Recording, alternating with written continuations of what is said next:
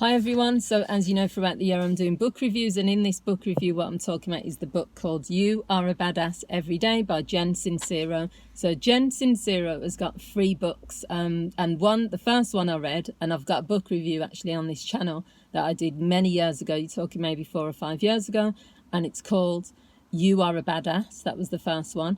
Then she had another book called You Are a Badass at Making Money. And then the third book, You Are a Badass Every Day. So I've given this book 8 out of 10. And the reason I've given it 8 is because it is literally a book full of quotes.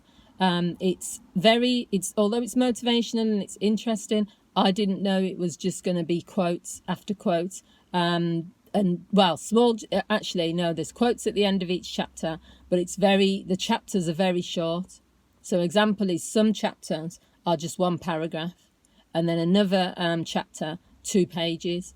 It's very much just giving you lots of sound bites and things. It's interesting, it's motivational, but it's similar to her other books. At least with her other books, she had stories, she had examples, she had talking about her life more. I think this one is just almost like it was an additional book that she thought, okay, I'll do this. But there's nothing more that adds to it. But because I've read the other 2 books and because I like the author, I still found it interesting. So I'll give you some examples of what's in the book. So it says, turn your favorite complaint, turn it inside out, and make it your new affirmation. For example, instead of saying I can't afford it, say money loves me so much it throws itself at me. So she's saying really any complaint or anything that's bothering you, you can reframe it. That's all it's about really. She's talking about reframing things. And what I've also put is that it's a good mix of intellect, wisdom. The author has a good sense of humour. She always has a good take on things. I like the fact that she uses her own language and words that are just, you can tell that she's like a fun person to hang out with if you knew her. And it says, an excuse is simply a challenge that you've decided has power over you. If you're serious about changing your life, you'll find a way past all of the obstacles.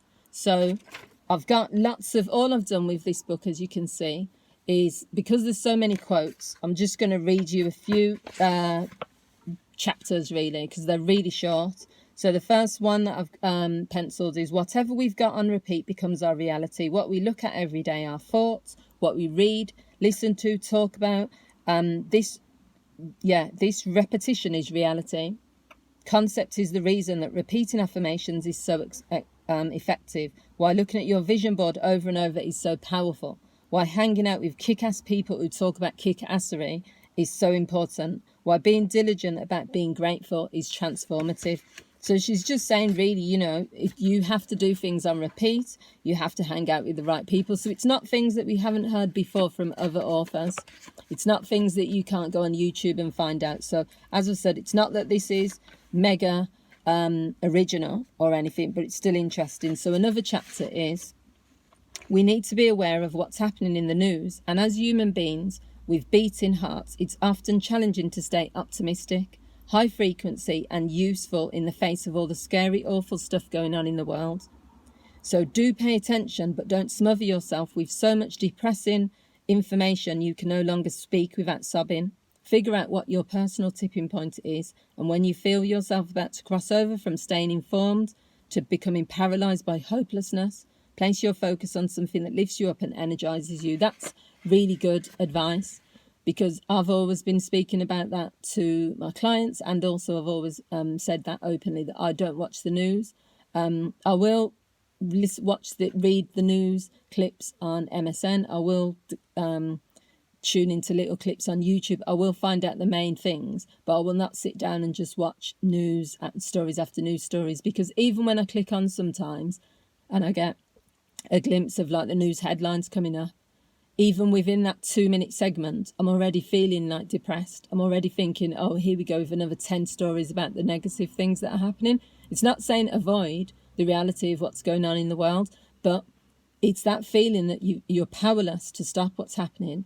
You feel hopeless, and it can also help people to feel scared, and it can change their mood. So it's about balance, So another chapter, she said, is a simple yet profound habit that will help you stay the course and just generally live a more jolly life is the practice of setting intentions. Intentions allow you to go about your day with clear goals instead of taking everything as it comes. Intentions also train your brain to stay conscious and present in the moment, instead of stumbling around on autopilot while your unconscious knee-jerk reactions run amok. Here are some examples of daily intentions. I intend to take nothing personally today, especially nothing that my ex-husband says. I intend to say only lovely things about people today, in myself included. I intend to get 3 new clients today. So she's just giving examples there of how you can set intentions and the reason that that's important. So last thing I'm going to talk about in this book, because as I said, it's full of quotes and I could go on all day with all because it's so short. But this was a really good chapter that I felt was really informative. It says, make the conscious effort to eliminate the following low vibe phrases from your vocabulary. So instead of saying things like I want, I should, I wish, I can't, I'm trying, and I don't know, make the conscious effort to fill your vocabulary with the following high vibe phrases. I choose, I can, I will, I create, I love, I enjoy, and I rock. It says what comes out of your mouth comes into your life. So choose your words wisely. So overall, as I've said, it's not, mind-blowing stuff. It's lots of quotes in there. It's short chapters. It's very motivational. I possibly wouldn't have purchased this 3rd book because I've got the other 2 if I'd have known it was just going to be full of really short chapters, quotes and things that she's done in the other books, because there's nothing additional. But because I like the author, I thought, you know what, this might be different. But 8 out of 10 isn't bad. And I think if you're someone that needs that like boost and you like an author that's got a different way of words about her, then get this book. It can't hurt. These types of motivational books and quotes don't never hurt. But for me, 8 out of 10. I think it's there's a lot of authors I'm finding that are sometimes writing books and they're doing a follow-up book or they're doing a 3rd book, and it's not really with additional information. It's just because they know they've had bestsellers and then they're doing it to, I'm not saying it's just to make money, but it's almost like they're not adding anything new to it.